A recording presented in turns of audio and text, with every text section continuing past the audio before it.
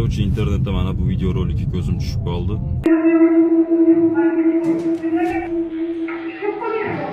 Ko'rgan bo'lsanglar, o'qituvchi o'quvchisini shapaloqlab urib hamma alda xo'rlayapti. Za что? Gap qaytarib qo'ygani uchun.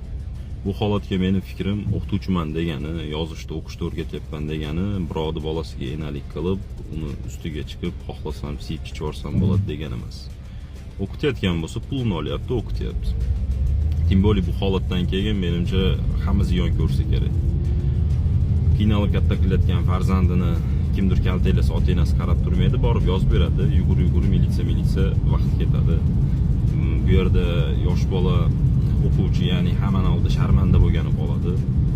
O'qituvchini mo'sh ishdan olib tashlasa, ishsiz qoladi. Bu kerak yo'q narsa edi.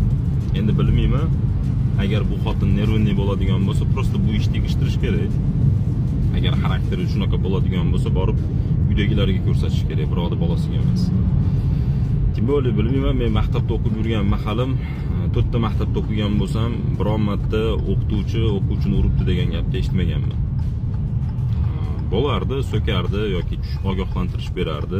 Javob bo'lsa, "Delayni beraman, haydab yuboraman" deb qo'rqitardi. U ham ta'sir qilmasa, uydagilarimizni chaqirib, farzandingiz tarbiyasiga qarab qo'ying, biz gapimizni o'tkaza olmayapmiz, bo'lmasa maktabdan haydab yuborishimizga to'g'ri keladi deb to'g'ri tushuntirishardi. Uyga borgandan keyin ota-onamiz bizni mazgimizni itarardi, shun bilan problema hal, yana spokойно yurishda davom etardik. Bilmayman, hozirgi o'qituvchilar qanaqadir zombilashib ketdi. Lично men o'quvchini urushiga qarshiman. Mayli so'ksin, kattaroq gapirsin, lekin urushiga qarshiman. Sizlar qanaqa fikrdasizlar? Kommentariyga fikringizni yozib qoldiringlar.